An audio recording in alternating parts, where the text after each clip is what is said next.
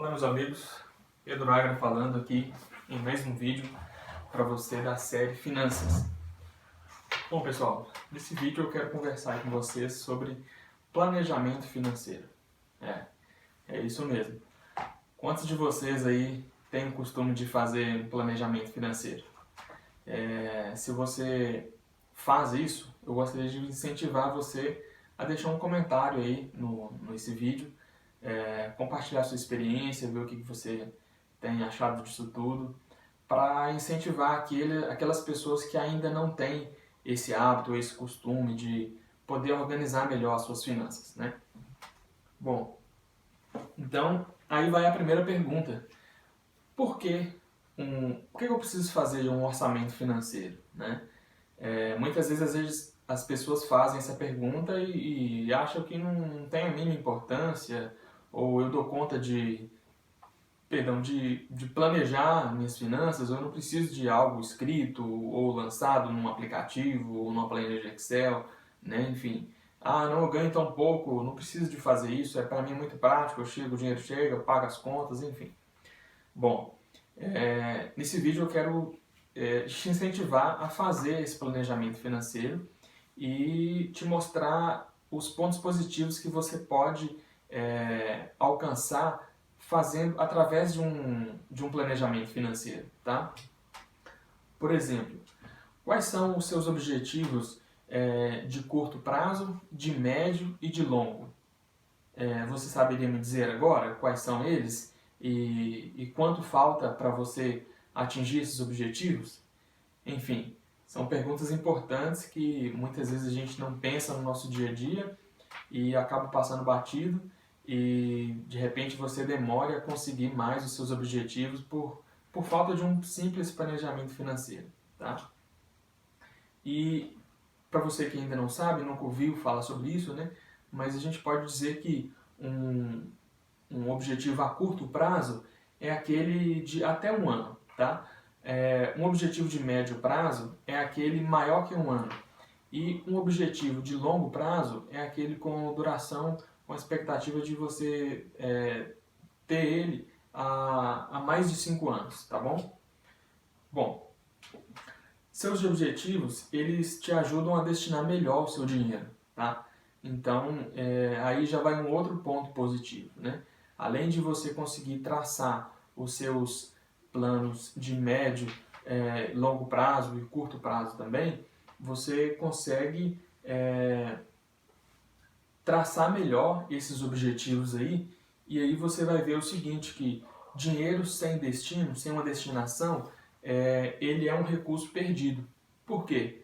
Porque passam-se vários anos e você, quando olha a sua carreira, você viu que não conseguiu adquirir tantas coisas ou aqueles objetivos que você queria, né? Aqueles sonhos que você tinha, e aí você às vezes acha que é muito difícil, mas enfim, talvez você não alcançou essas coisas ainda por falta de um planejamento financeiro, por uma dedicação, né, de você organizar a sua vida financeira, tá?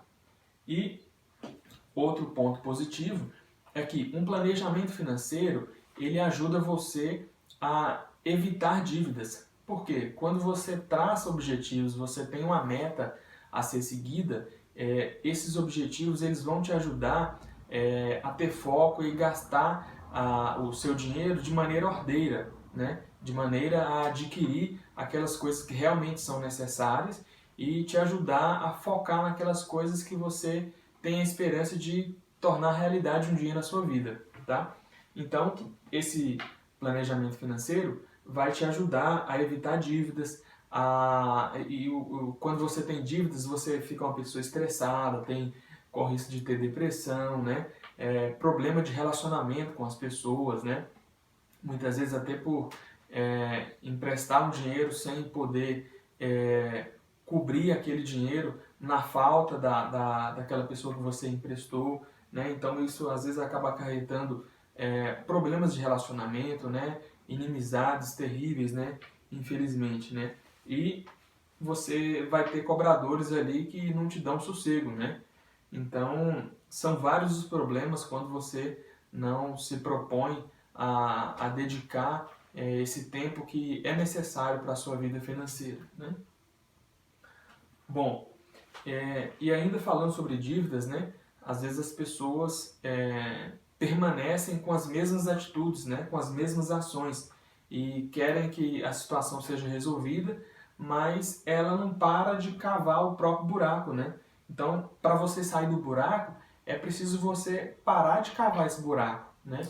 Então, as pessoas tentam, sempre com as mesmas ações, terem resultados diferentes, né? Então, para você ter um resultado diferente, para você sair das dívidas, é preciso que você tenha ações diferentes, certo?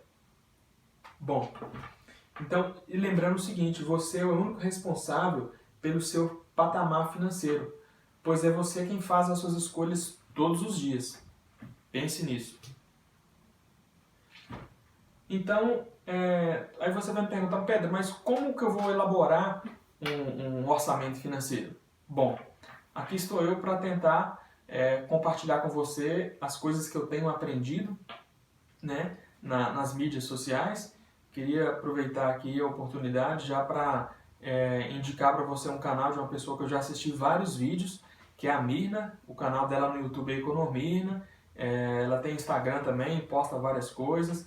Recentemente ela fez um curso aí de transformação financeira, foi muito bom, anotei muita coisa, foi muito legal. E já fiz um outro curso também, que eu quero indicar para vocês aqui, que é o curso que se chama Crown. O estudo bíblico, estudo financeiro bíblico, tá? Crown significa coroa em inglês, tá, pessoal? É um curso muito bom. Primeiro você faz a leitura desse livro, e aí depois você tem a apostila para acompanhar com as lições, e depois você, durante as lições, você tem esse outro livro aqui, que é um guia prático, que te ajuda aí você a elaborar esse orçamento financeiro, né? É bem detalhado, muito bom esse curso, eu super recomendo. É um curso da Universidade da Família, tá? Bom, dando continuidade aqui, como elaborar esse orçamento financeiro? Tem a regra dos 50, 30, 20, tá? O que seria, pessoal? Seria você ter 50% das suas finanças com gastos essenciais, né? 30% com estilo de vida e 20% com os seus sonhos, aquilo que você almeja ir para a sua vida no futuro, tá? Seja um futuro próximo ou, como a gente estava falando, os planos a curto, médio e longo prazo, né? Então, isso aqui é um norte para que você dê os primeiros passos aí na sua organização financeira. E é claro que isso aqui é uma sugestão, né? É você que, com a sua família aí, que vai definir, né? Como que vocês irão caminhar, os percentuais para cada área da sua vida, ou se você não é casado ainda, mas você já tem a sua vida financeira, então para você organizar as suas finanças pessoais aí, então é claro que você tem toda a autonomia, mas a gente está aqui para te dar um norte de como começar isso tudo, tá? Detalhando então, os 50% aí com gastos essenciais seriam aqueles gastos que a gente não consegue viver sem eles, né? São realmente essenciais, né? Que é alimentação, água, luz, né? Se você mora de aluguel, enfim, são coisas realmente essenciais, tá? Os gastos de estilo de vida são aqueles gastos que você conseguiria evitar, né? Por exemplo, gastos com restaurante, né? Evitar de comprar inúmeras roupas, sendo que de repente você nem está precisando, ou sapato, ou tênis, né? Então, enfim, eu não estou aqui para falar que você precisa de parar de ir em restaurante, de comprar roupa, de fazer viagem no fim de semana, por exemplo, uma viagemzinha curta, de ir no cinema, né? Mas enfim, eu estou aqui para te incentivar a você pensar sobre isso e colocar esses gastos no seu orçamento financeiro e ponderar eles, e você que vai decidir, né, o quanto que você consegue economizar, se abdicar de alguma dessas coisas para que você possa atingir os sonhos, aquelas coisas que realmente importam e que são necessárias na sua vida. E por fim, os 20% com os seus sonhos, né? Se de repente seu orçamento está muito apertado, comece então com 5% de repente, né? O importante é começar, né? Não só a ter uma reserva para os seus sonhos, mas a iniciar, a dar os primeiros passos para a sua organização financeira, para que você tenha um planejamento financeiro, tá bom? Então, por onde começar para você elaborar seu planejamento financeiro? Então, a primeira dica é o seguinte: você vai anotar durante 30 dias os seus gastos, tá? Não importa se hoje é o dia 1º do mês, ou se hoje é 8, né? Ou se hoje é 10, enfim. Você vai começar, por exemplo, do dia 10 desse mês até o dia 10 do próximo mês. Então, você vai anotar todos esses gastos e ter um panorama aí do que você gasta, tá? E aí sim você, a partir desse ponto, começar a fazer um planejamento financeiro. Eu acredito que você mesmo vai se surpreender com seus gastos, porque muitas vezes a gente acha que gasta pouco com determinada área e quando a gente realmente passa a fazer esse levantamento, aí sim a gente tem total certeza, né, do quanto da nossa vida financeira está indo para cada área, né? Bom, deixa eu voltar no outro ponto aqui. No canal lá da Mirna, que eu acabei de mencionar aqui, no canal Economirna, ela tem um vídeo lá explicando sobre vários aplicativos financeiros de você fazer lançamento. Como já tem vários anos que eu faço o lançamento numa planilha de Excel, então geralmente hoje em dia eu uso o Excel para isso.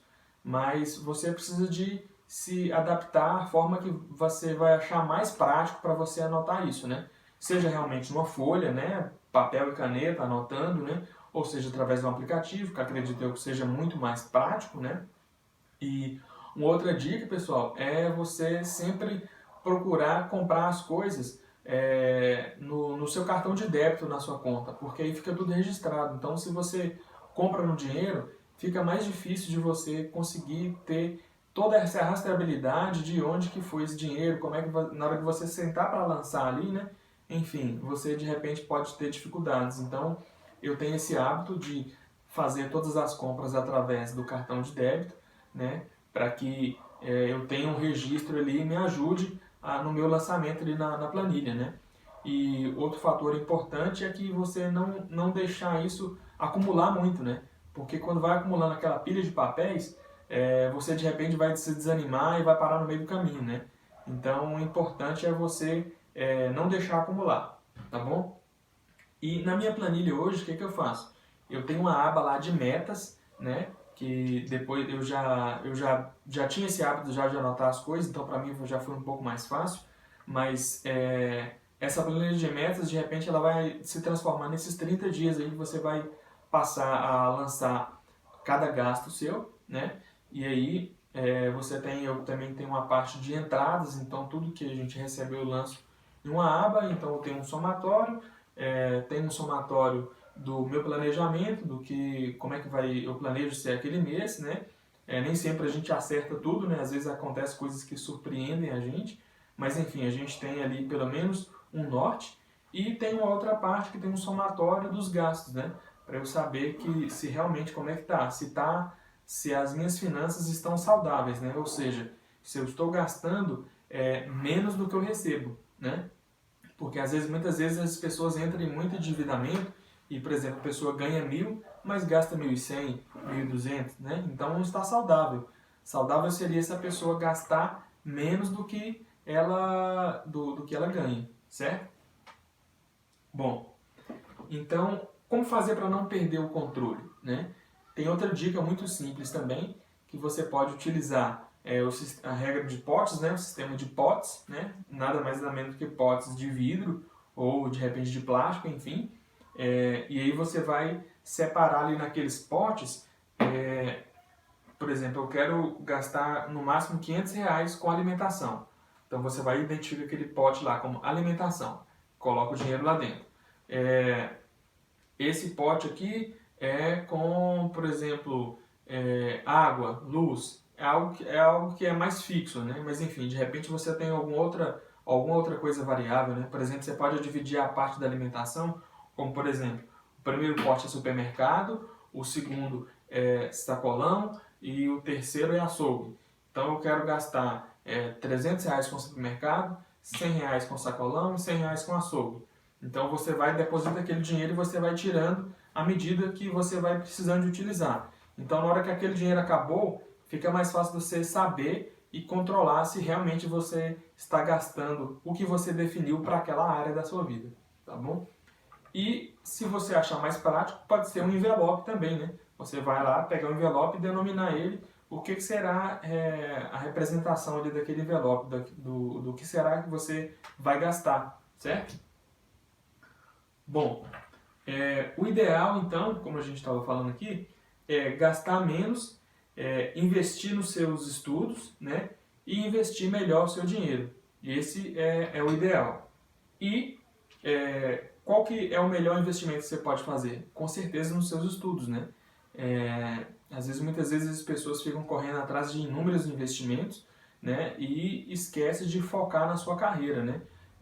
Com certeza, se você investe mais nos seus estudos, com certeza você vai ter um retorno melhor, né? E aí sim poder separar uma parte para mais investimentos, né? Enfim, fica a dica aí para você, ok?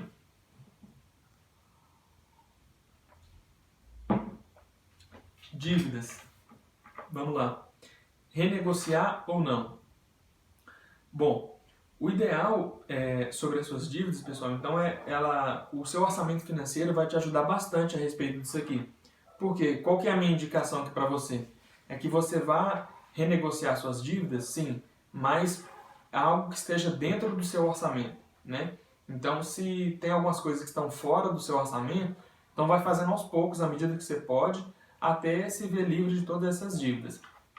A dica é o seguinte, você, por exemplo, ganha R$ 1.000 e você vai fazer uma parcela de dívida de R$ 300 ou seja, vai ficar R$ 700 para você organizar o restante das suas coisas, né? Porém, você tem um orçamento aí de R$ 690, ou seja, vai sobrar R$ 10 só. Esses R$ 10 será que vai cobrir alguma eventualidade que possa acontecer, alguma emergência, né? Então, ou seja, faça um planejamento, né, de forma que você não vá comprometer todo aquele orçamento e deixe uma parte para que, se você precisar de comprar um remédio, por exemplo, ou algum outro gasto que surgir, você não se torne a endividar novamente, né? Aí lá vai você lá no banco de novo, tomar um dinheiro emprestado e vai ter mais juros, enfim. Então, é muito importante você, obviamente, pagar suas dívidas, mas é importante também você não comprometer todo o seu orçamento financeiro para que você não fique totalmente apertado se surgir uma emergência, tá? Previdência privada. Bom, o ser humano geralmente ele é muito imediatista, né? O brasileiro então, enfim, nem se fala.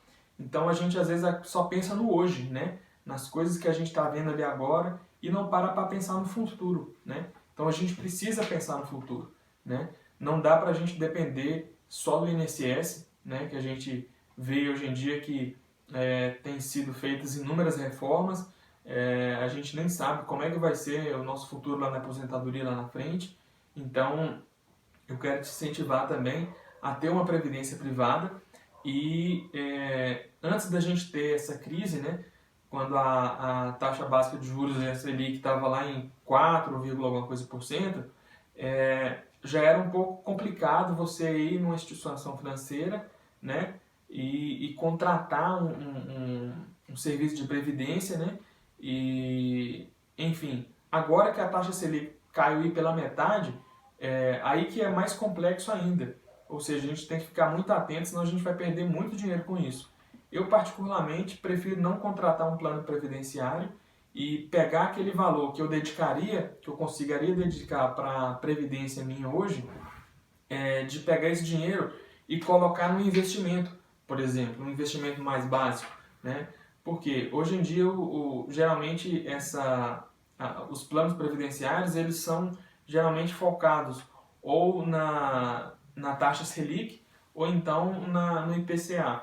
Então, de repente você obterá um melhor resultado se você mesmo pegar esse dinheiro e você mesmo fizer um investimento, tá? Assim que possível eu devo publicar um outro vídeo falando aqui sobre investimento, algumas dicas que eu tenho aprendido aí na prática, né? São coisas mais básicas, até onde eu sei, e eu vou compartilhar aqui com vocês, tá? E reserva de emergência. Bom, antes já havia um aconselhamento, né, de vários educadores financeiros, assim como a Mirna, Gustavo Cerbasi, tem inúmeros aí, que orientavam a gente a ter uma reserva de emergência, né? Ou seja, um valor que, se você precisar de algum recurso, ou se, por exemplo, você perdeu o emprego, né? De repente, daqui quanto tempo você conseguiria ele de volta, né? Então, eles sempre orientavam você ter uma reserva de emergência de 6 a 12 meses, né? Pois, se você perder seu emprego, então você precisaria de um valor que iria te manter nesse período até você passar, né, por esse período e conseguir um novo emprego, né? Então, com a pandemia, a gente viu o quanto que muitas pessoas ficaram vulneráveis, né? E na sua vida financeira complicada, né?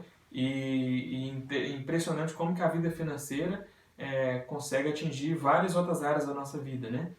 Então, ficou mais do que claro com essa pandemia o quanto que a gente precisa de uma reserva financeira, né? No caso de uma empresa, um capital de giro, né? Algo para conseguir fazer gerar a economia da empresa, né? Mesmo passando por uma adversidade, por uma baixa no mercado, né? Então isso se aplica também à nossa vida, né? O quanto que a gente precisa de uma reserva de emergência para que, se, por exemplo, nessa pandemia, a gente ter como se manter sem precisar de contrair uma dívida, ir lá no banco, pegar um empréstimo, né? Enfim, a gente sabe que o governo tem ajudado algumas pessoas, algumas empresas, mas não consegue abranger todo mundo, né? Então, realmente, a gente não pode só falar que a culpa é do governo, né? A gente também precisa de tomar a nossa posição e se cuidar também, né? E não ficar na dependência do outro, né? Conquistar realmente essa independência financeira, né? Então, fica aí essa dica também, pessoal, da reserva de emergência, que é super importante, né, da gente poder estar cuidando aí, certo? Então, pessoal, é isso aí.